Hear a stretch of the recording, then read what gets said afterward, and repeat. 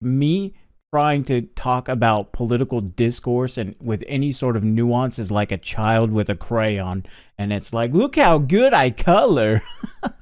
Oh, I'm in the lines.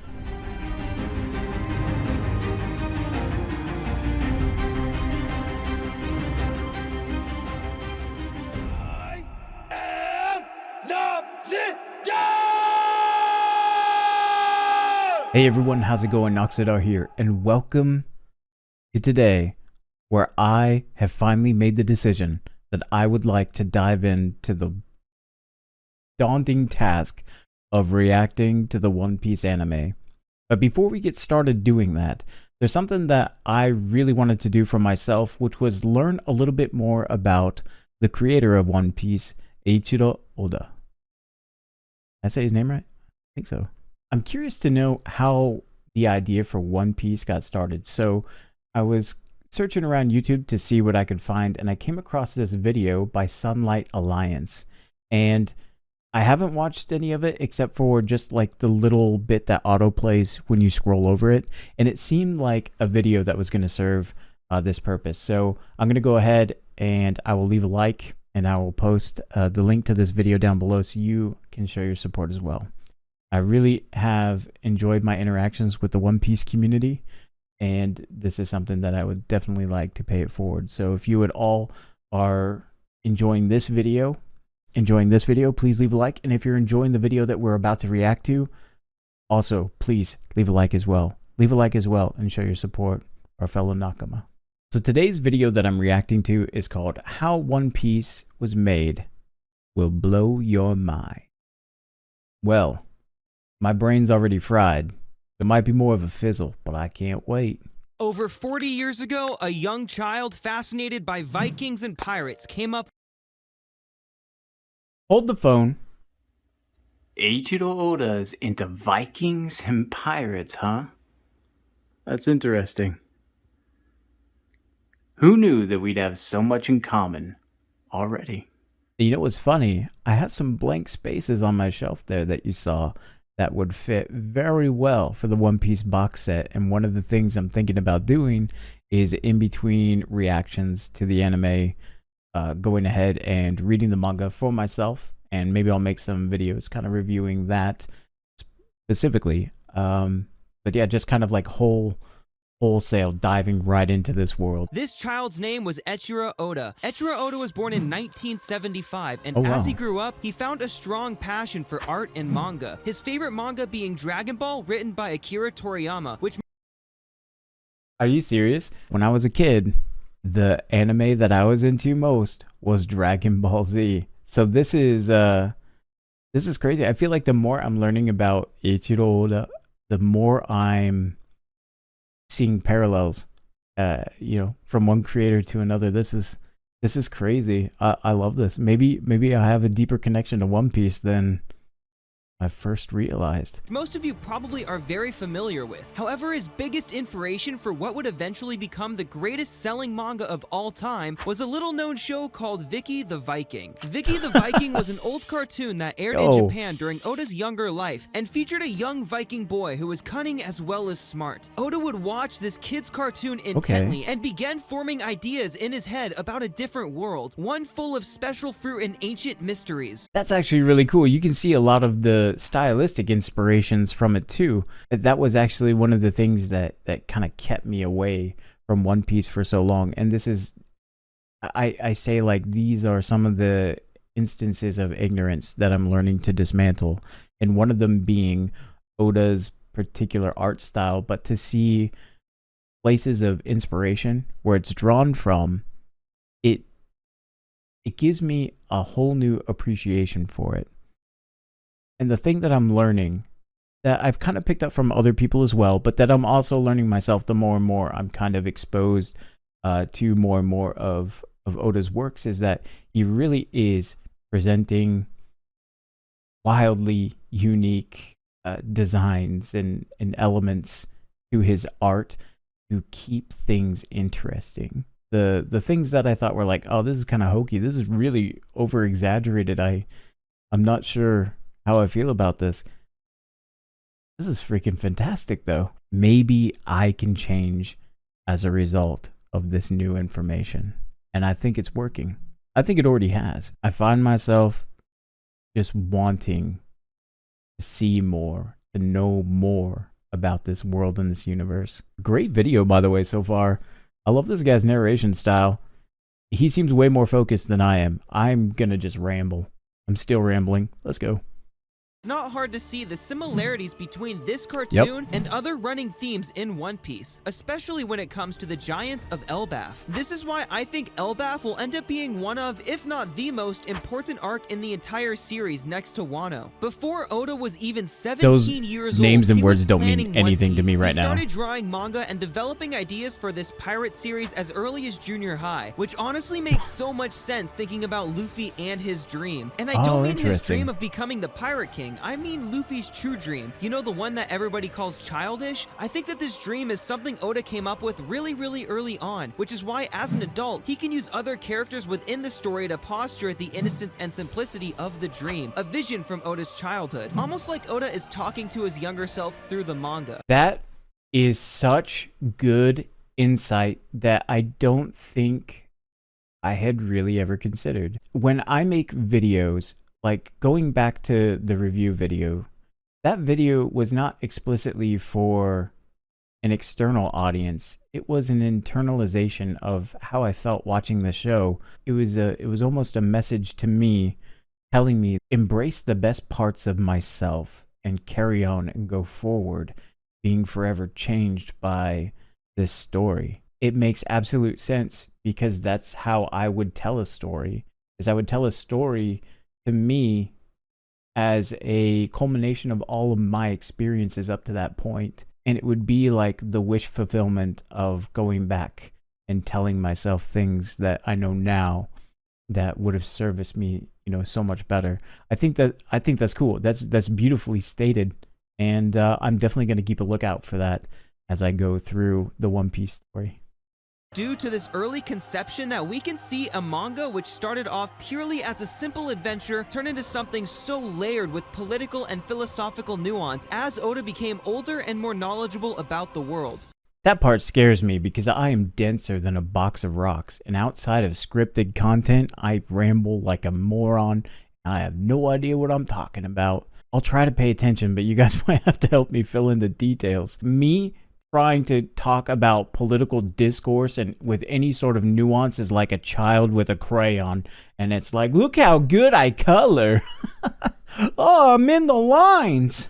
Luffy's dream, the ending of One Piece, the fun sense of adventure were all things Oda planned before Oda even became an adult. However, Oda is still extremely improvisational as a writer, a great example being the 7 warlords and the worst generation introduced at Sabaody, which Oda created last minute on a whim. I have another point of connection with Eiichiro Oda after this because I, as a writer, am a pantser, meaning I write by the seat of my pants. Who was it? It was J.R. Tolkien, I believe, that said the story grows in the telling. I 100% could see how somebody so dedicated to their craft and as they explore ideas, come up with new ideas. And then again, as Tolkien said, the story grows in the telling. We're definitely talking about people, concepts. Like I have no frame of reference for any of these images that I'm seeing.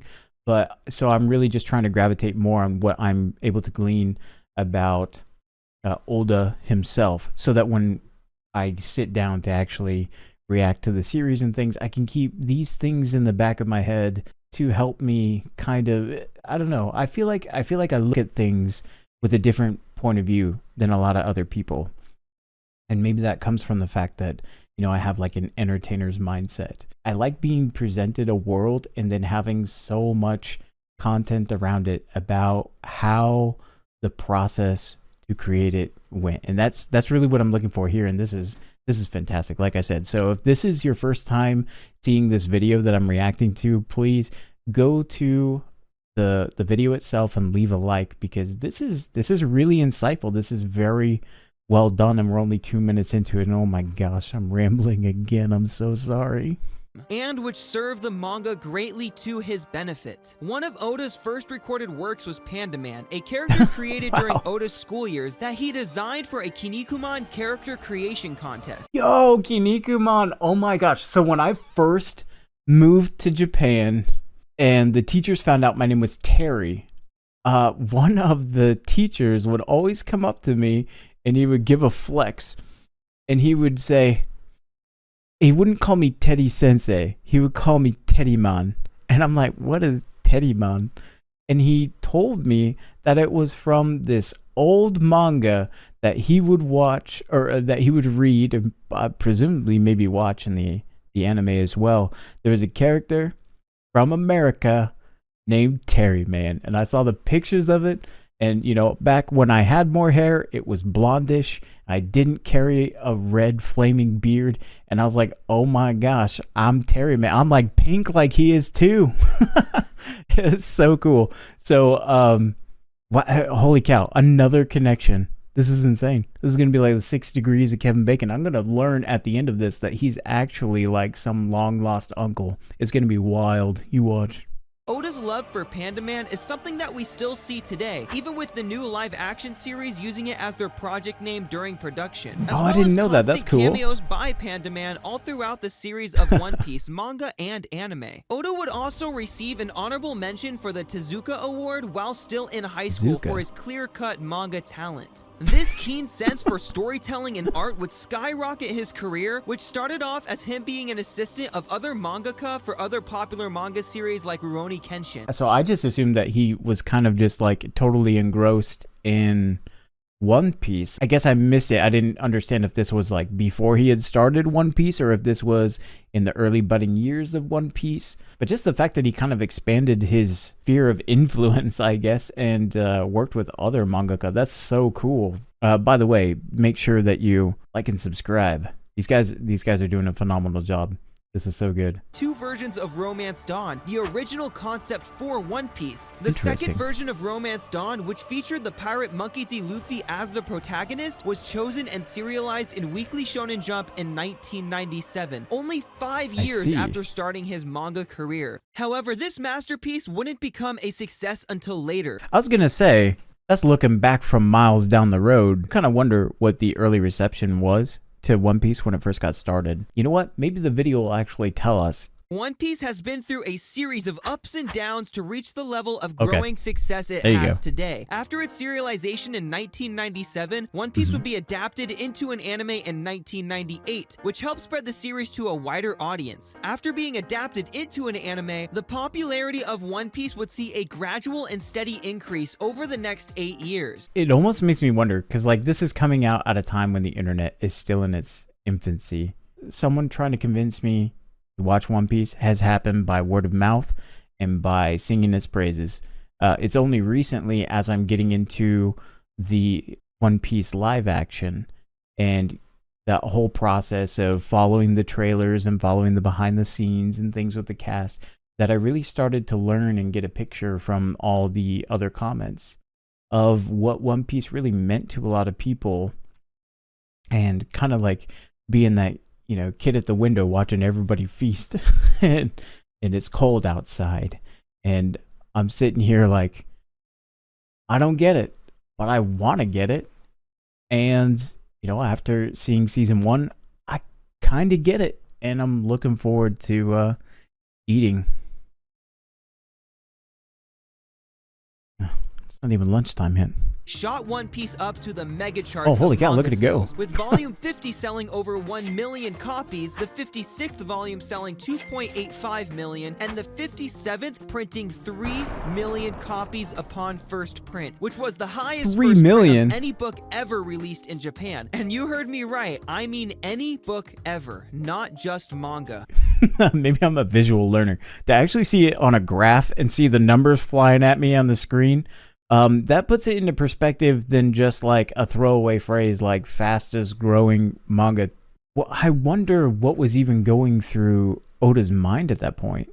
I would always have that moment. It's like that, what do they call it? Imposter syndrome, where any modicum of success would just instantly be met with like, oh man, I don't deserve this. What's going on? I definitely shouldn't. Why are people enjoying this? Oh my gosh, this means I actually have to continue this now. Oh, the weight of expectation is just placed on your shoulders. And I couldn't imagine both just the exhilaration of seeing your baby, your creation, so widely accepted, but at the same time, just that almost overwhelming sense of dread of like, this is real now, and I have to really make it work.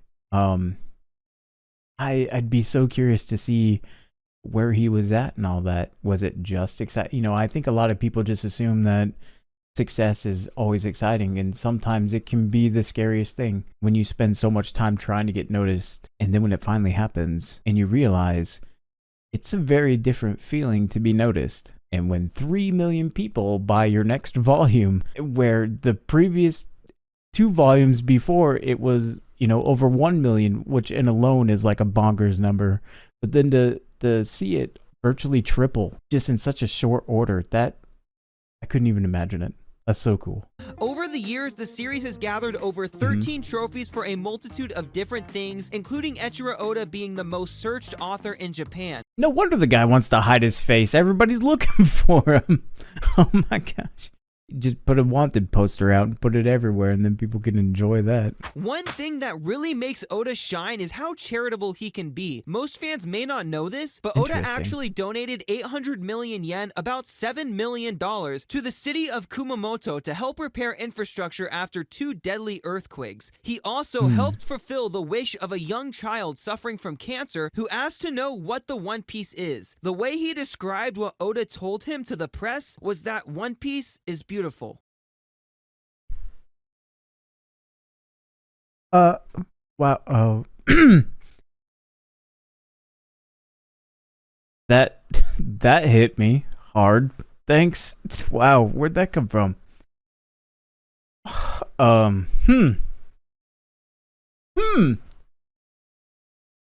Very interesting. Wow.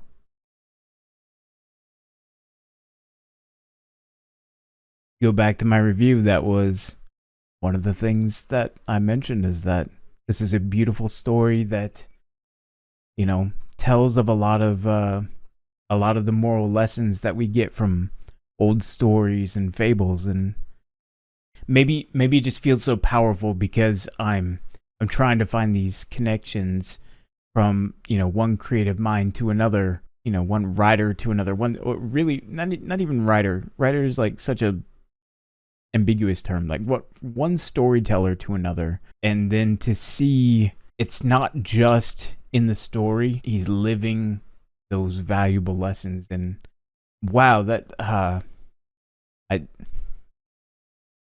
just it just floored me. Wow, holy cow. All right, we better move on because this is the 3rd One Piece video I've ever made, and about the ball. Many people have speculated as to when this masterpiece will finally come to an end, and Oda has stated multiple times that the series is close to ending. However, since creating One Piece, he can't seem to stop writing about it. Originally, Oda had only planned for the One Piece series to take around 5 to 6 years and finish off in 2002. Well, now we're in the year 2022, and only now are we starting to see the end peek out over the horizon. This prediction was not the only prediction made by Oda about when the manga could potentially end. A very important thing to learn about Oda is that although he's great at writing manga, he is terrible at seeing the future. That goes back to what I said, J.R.R. Tolkien. I'm pretty sure this is Tolkien. I hope I'm attributing it correctly, and that it was Tolkien that said this, that the story or the narrative grows in the telling. And right there, just pointed it out. I'm not crazy. Yeah, that is crazy to think about, that your initial expectation is like 5 years, and then and you've actually spent 5 times more on that. He also stated in 2016 that the story was 65% done. So the story was 65% done in 2016, 80% done in 2018, and only had 5 years left. Yet we are in 2022, 4 years after that statement, and it still feels like we have a whole other saga to get through before the series ends. What is it that they say, like 65% of all statistics are made up? Like, Sounds like some people haven't figured that out yet. Maybe these numbers are just kind of like superfluous because it's like, I'm going to get asked this. I know. I'll just think of a percentage and then we can just move on. Maybe that's all it is. The new prediction by Oda and his staff is that One Piece will conclude sometime between 2024 and 2025. What if we actually get to Mars before we find out what the One Piece is? Could you imagine that? There would be Martians celebrating when they find out what the One Piece is. But if I were to place a bet on when One Piece would actually end, I would say maybe sometime around 2027. Yeah, like when during we're the on 30-year Mars, right? Yeah. anniversary. 25 years ago, One Piece was released to the public. A world-shaking manga that would eventually topple anything that came before it in terms of storytelling and world building. The emotions captured through the pages of this series would motivate so many others to chase their dreams and worry less about the foibles of mankind, or maybe motivate them more to stand up and make a difference. The impact that this series has had on the world as a collective is unprecedented and will only continue to grow as time passes. Currently, One Piece is the second highest selling just like I said, just like Tolkien said all those years ago. Superman. By the time this series ends, I fully expect it to take first and become the best-selling series of all time. Did you learn more about this awesome series by watching this video? If you did and you want to know more, I want to challenge you to learn why the One Piece live action could actually work in making One Piece more popular in the West by clicking this video right here. I'm going to leave a like. We are subscribing. That was an incredible video. I can't wait to see more from them. Wow. I had no idea. And holy, I did not expect to have such a visceral, emotional response to learning about Eiichiro Oda. I mean, I knew that I would be inspired, but my goodness, that's so cool. I'd like to amend my first statement. It, in fact, sounds like it won't be a monumental task. It will be a colossal task to get through the One Piece anime and manga. I'm really glad that I took the time to learn about the creator before diving in, because I think it gives me an appreciation for the evolution of the story as well as the evolution of the storyteller. Something that I think is equally important, that again, me being a fellow storyteller and enjoyer of said story and the art of telling it, to me that's something that's not only just inspiring but super interesting. With that being said, if there are any other videos that you could recommend to me, if there's anything else that you think I need to know, or should I just go ahead and dive right on into the anime? I'm not really sure, but I think I'll make a playlist where people can kind of see this progression of me learning more about One Piece as it goes, and then in addition to reacting to the episodes as well. So, wow, that's all the time we have for today. This is Noxiddar. Out.